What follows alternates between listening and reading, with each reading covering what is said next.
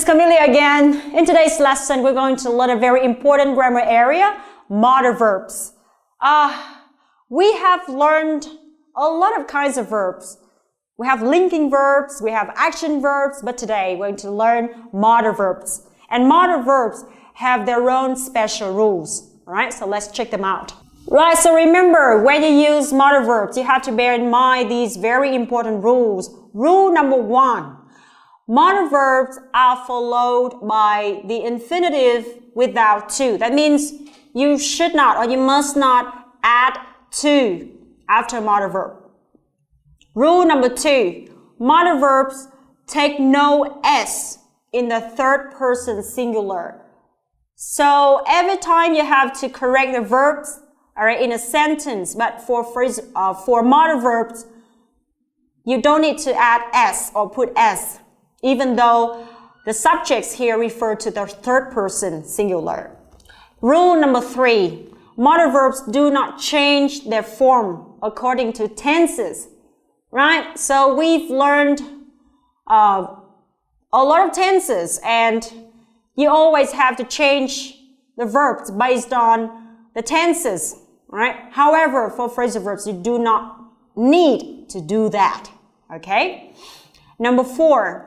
Modal verbs are auxiliary verbs. They function like do, be, or have in other tenses. And remember, they form negatives with not. So here comes the structure. First, we have subject plus modal verb, and then you put not, and then verb without to. Okay? So this is the structure of modal verbs in a sentence. Alright, so for question, you just simply put modal verb at the beginning of the sentence, and then you put the subject, and then you put the verb, and of course question mark, because this is a question. Alright, so bear in mind those 4 important rules of modal verbs. And now let's move on to pronunciation. If you want to sound like a native speaker, you have to use contractions. Right? So here I have given you làm lại mấy cái nhé, 2, 5, 6, 7, 8, 9, 11. Okay. 11. And next you have to bear in mind that if you want to sound like a native, okay. Next, by the way, James. Alright, so next, you have to bear in mind that if you want to sound like a native speaker, you have to use contractions. Alright, so here I have given you 11 modal verbs with their contraction forms. Okay? Number 1, can. Alright, so for negative, you just simply add not after can. So we have cannot. And for contraction, we have can't. Alright. And the next one is could. The negative form is could not. And the contraction one is couldn't. Very good. And the next one, may. Right, so may becomes may not. And of course, there's no contraction for modal verb may. Next comes must. Okay, so we'd say must, weak form, or must, strong form. Okay.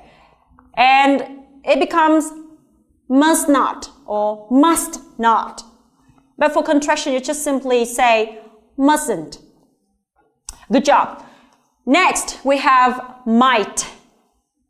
So might becomes might not. And for contraction, we have mightn't. Excellent. Next, will. For negative form, we have will not. And for contraction, we have won't. Excellent.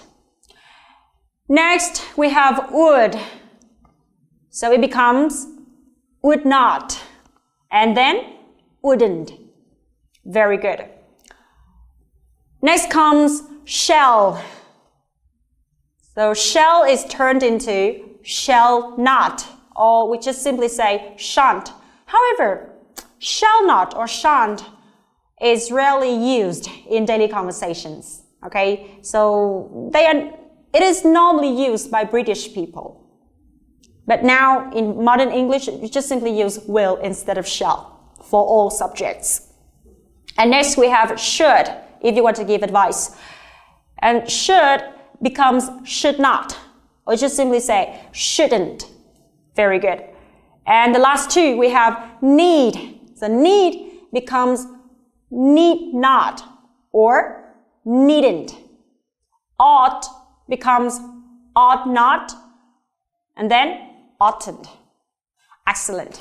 All right, so let's start with can, could, be able to talk about abilities, right?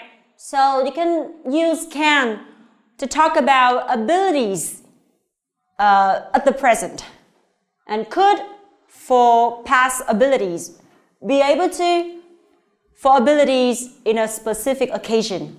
All right, so let's start with can.